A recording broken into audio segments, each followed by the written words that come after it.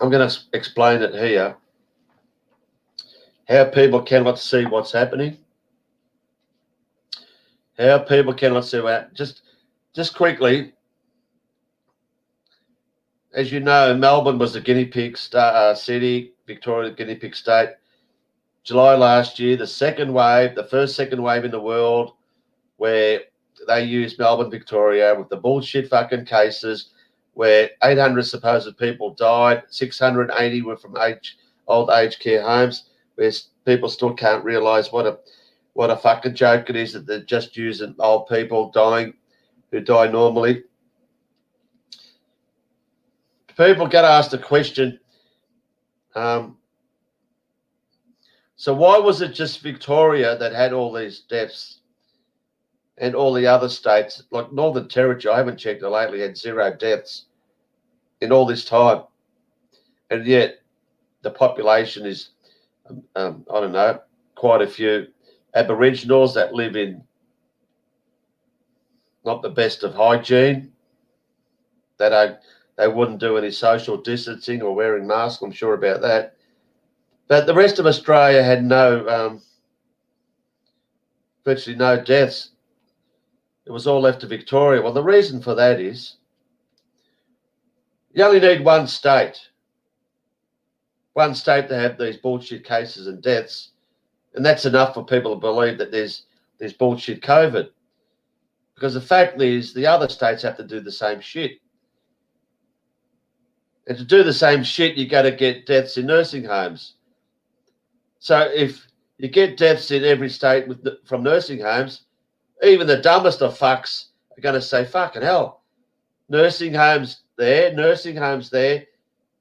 Every state, the only people are dying in nursing homes. And they might fucking wake up.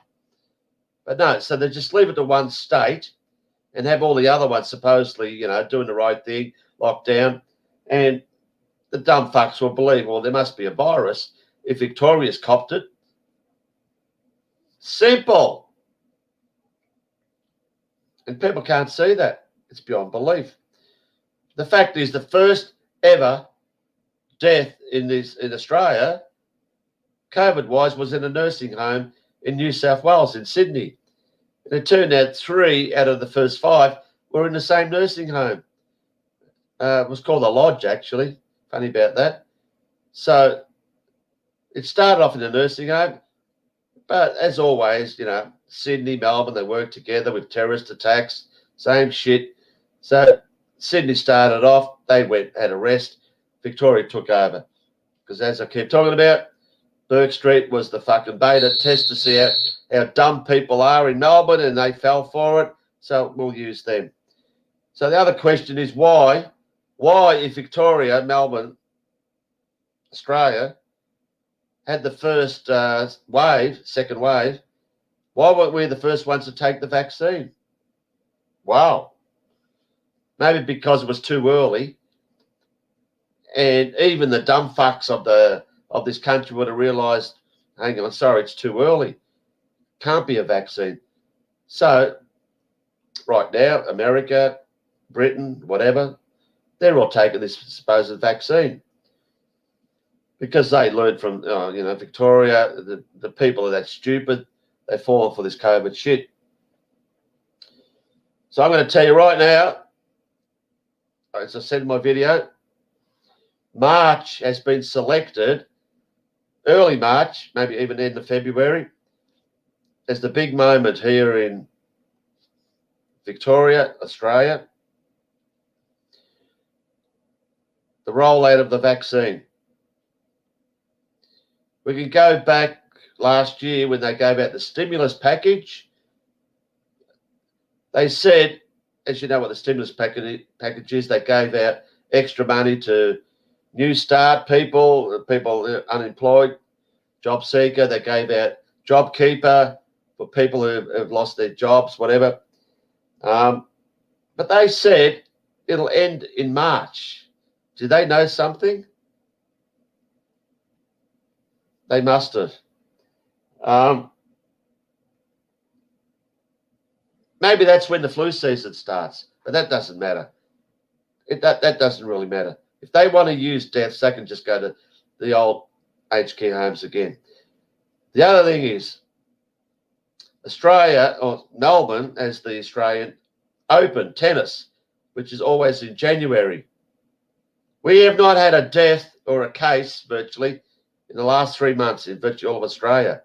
So why has it been moved forward from January to the middle of February? I'll tell you why.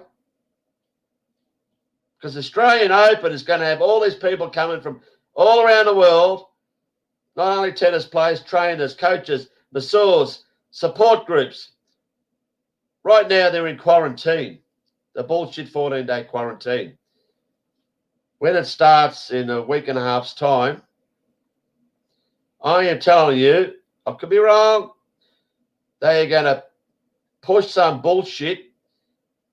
Probably won't be a tennis player. It'll be a support staff or a trainer or a coach.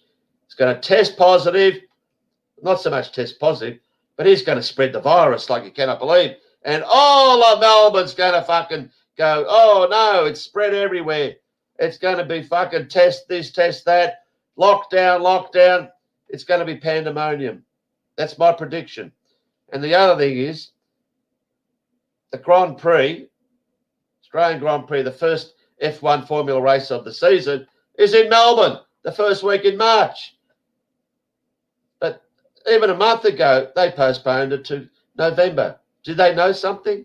I think they did. So the reason they're doing this is because the Vaseline is going to be rolled out, and you can't roll out a Vaseline after 4 months of no one dying or no cases.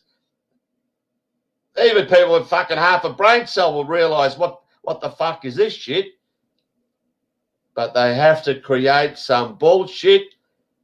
Like I said, Australian Tennis Open, and all of Australia will be fucking running for the vaccine. All right? I've said that in another video. I might actually upload this as well. If I'm wrong, I'm wrong. But there's no way known they can roll out a vaccine without, without heaps of cases or deaths. It won't be so much deaths. It'll be cases. Because as you know, the only place you're going to get deaths is from old age homes. So there it is.